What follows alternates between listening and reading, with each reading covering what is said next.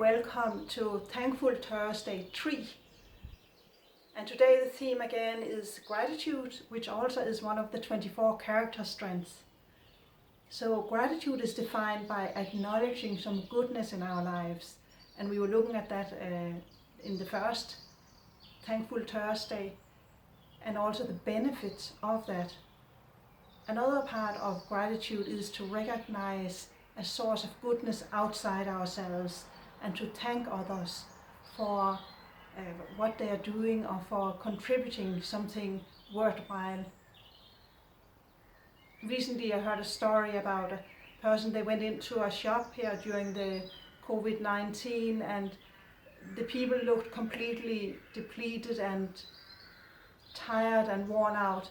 But the person proceeded to thank everyone for the great work they are doing and for looking after us during this time of difficulty.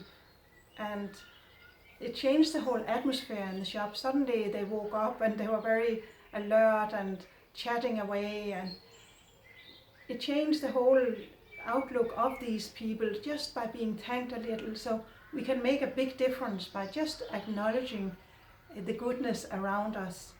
We could wonder when we take time out to be grateful and we're so happy for all these little things in our life, do we disappear into a different world where we don't take time to do all the practical things and nothing gets done in the world?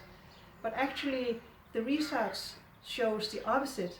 It shows that a person who is grateful, they take much more responsibility for people around them, and they have more empathy for people around them because they are looking out for something good in other people's lives, and they naturally want to thank them for it. And isn't it wonderful when we meet somebody who takes the time to thank?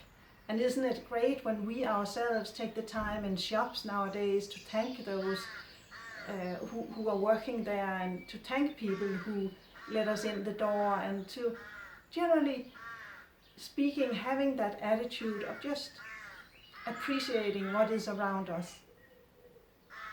There's one particular gratitude act that is extremely beneficial. It has been shown to raise happiness for months, for over half a year for some. And it's something simple like writing a letter of gratitude to somebody. One lady I spoke to, she wrote a letter of gratitude to a woman who had given birth to her son, who she had adopted. So she wrote a letter of gratitude to the mother of her adopted son, something she had never thought of doing before.